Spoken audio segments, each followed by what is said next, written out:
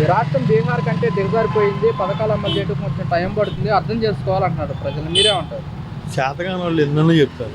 నేను సంపద సృష్టిస్తా అన్నావు, దావోస్ వెళ్ళాడు, ఏం తెచ్చాడు, ఏం తేలేదు కదా. జగన్ గారు విశాఖలో సమ్మిట్ పెట్టి పలు రకాల కంపెనీలు ఇన్వెస్ట్మెంట్ చేపిస్తే ఆ రోజున ఎంత బూటకం అన్నావు. నువ్వేం చేసావు దావోస్ వెళ్ళి? ఏం తెచ్చారు? 2 లక్షలు తెచ్చారు. పోనీ మీ లెక్క 5 లక్షల కోట్లు తెచ్చావు అన్నావు. మరి పథకాలు ఇవ్వచ్చుగా. పథకాలు ఏమి ఎవరు ఇచ్చినా 2028 ఎలక్షన్ అంటున్నారు కదా, జమిలీ ఎలక్షన్. అప్పుడు ఏమన్నా ఇస్తాడేమో మరి. అప్పుడు పథకాలు సంపద సృష్టిస్తాడేమో. కేంద్రం మనకి నిధులు ఇచ్చింది అమరావతికి, స్టీల్ ప్లాంట్కి. ఆ నిధులని పథకాలకి మళ్లించలేము, అది సంపద సృష్టికి పథకాలు ఇస్తామని చెప్తున్నారు. మీరే సంపద సృష్టిస్తానికి పథకాలు కేంద్రం నిధులు ఇచ్చింది మనకి అమరావతికి, స్టీల్ ప్లాంట్కి. ఆ నిధుల్ని పథకాలకి మళ్లించలేము, అర్థం చేసుకోవాలి అంటున్నారు. ఆ గోతులో పోయడం ఎందుకండి? అది పెద్ద గొయ్యి, చేపలు పట్టుకుంటా ఉంటున్నారు ఇప్పుడు. అక్కడ ఎందుకు పెడతారు ఇన్వెస్ట్మెంట్? 3 చోట్ల చేస్తే ఇబ్బంది లేకుండా ఉంటుంది కదా నలుగురికి. ఇప్పుడు కర్నూలు నుంచే హైదరాబాద్కి మారాం, హైదరాబాద్ నుంచి గంటి బట్టి ఇక్కడికి వచ్చాం, మళ్ళీ ఇక్కడి నుంచి శ్రీకాకుళం వాళ్ళు అందరూ వెళ్ళిపోవాలి. శ్రీకాకుళంకి ఉత్తరాంధ్రకి రావాలి, మళ్ళీ రాజధాని ఒకటి సపరేట్ రాజధాని, మళ్ళీ వాళ్ళు ఉద్యమం చేస్తారు. 3 రాజధానులు చేస్తే వికేంద్రీకరణ చేస్తే బాగుంటుంది అభివృద్ధి అనేది. 3 చోట్ల డెవలప్మెంట్ అయింది, పంట పొలాల రేటు పెరుగుతాయి, రియల్ ఎస్టేట్ పెరిగిద్ది, విద్యార్థులు అన్ని చోట్లకి తిరగాల్సిన, హైదరాబాద్ వెళ్ళి ఉద్యోగాలు కానీ చదువుకోవడానికి వెళ్ళాల్సిన పని లేదు కదా. 3 చోట్ల ఉంటే 3 చోట్ల ఎక్కడో చోట చేసుకుంటూ ఉంటారు ఏదో ఒక ఉద్యోగం. గత జగన్మోహన్ రెడ్డి 3 దాడుల నిదానం తీసుకొచ్చారు, అది ఎక్కడా లేదు, అది కరెక్ట్ కాదన్నారు కదా. అది జగన్ గారు మళ్ళీ గెలిస్తే ఈ పార్టీకి విశాఖ రాజధానిగా గెలిచేడు ఫామ్ చేసేవాళ్ళు.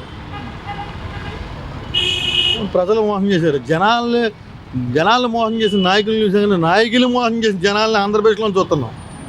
ఒక నాయకుడిని మోసం చేసిన జనాలు చూస్తున్నాం ఆంధ్రప్రదేశ్లో. అంటే వైఎస్ఆర్ కాంగ్రెస్ పార్టీ మీద వ్యతిరేకత వల్లే మాకు పట్టం కట్టారు. జనాల్లో వ్యతిరేకత అయితే లేదు. మొత్తం ఈవీఎం ట్యాంపరింగ్ చేశారు. కేంద్రంలో జరుగుతుంది కదా, ఒక ఫారం ఏర్పడి అన్ని చోట్ల ఈవీఎంలు ఎంక్వైరీ చేయాలంటుంది కదా. అంటే మేము ఎందుకు అలా చేస్తాము, వైఎస్ఆర్ కాంగ్రెస్ పార్టీ అధికారంలో ఉంది కదా అని చెప్పేసి కూడా అంటున్నమాట. సెంట్రల్ కదా చూసేది అంతా, సెంట్రల్ పొత్తు పెట్టినారుగా 3 రాజధానులు. మరి వాళ్ళకి కావాలిగా. 3 కూటములు, 3 కలిసి కూటమి ఏర్పడి చేశారు కదా.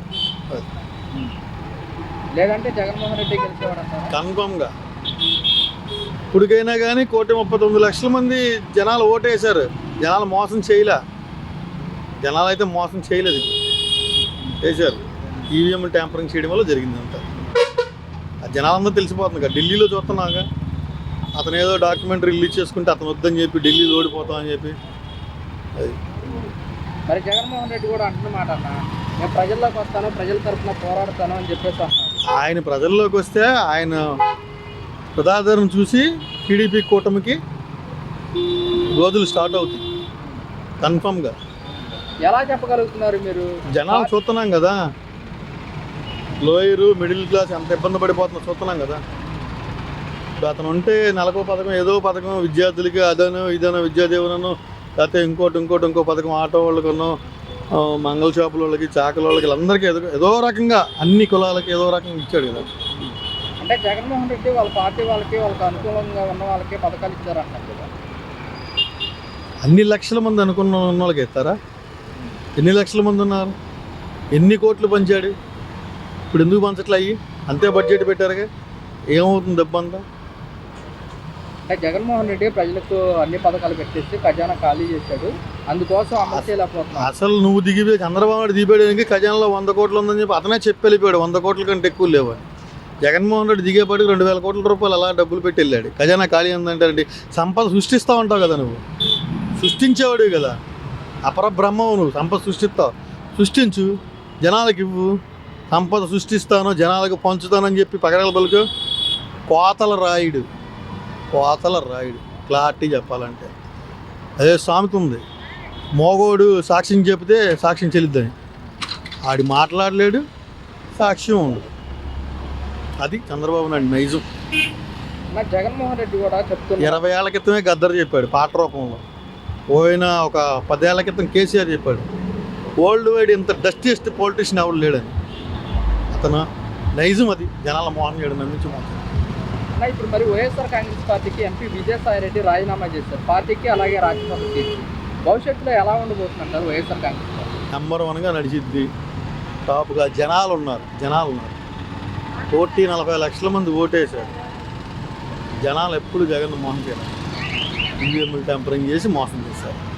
అన్న, మరి ఇప్పుడు వరుసగా వైఎస్ఆర్ కాంగ్రెస్ పార్టీకి వీళ్ళు రాజీనామాలు చేసుకుంటూ పోతున్నారు, మరి సంఖ్యాబలం తగ్గుతుంది, మరి ఎలా ఉండబోతుందంటారు? కొత్త నీరు వచ్చినప్పుడు పాత నీరు వెళ్తూ ఉంటుంది. అన్న, జగన్మోహన్ రెడ్డి అధికారంలో ఉన్నప్పుడు బయటకు వచ్చాడంటే ఆ జనాభా వేరు. తను అధికారం కోల్పోయాడు, పార్టీ మొత్తం 11 సీట్లకే పరిమితం అయిపోయింది.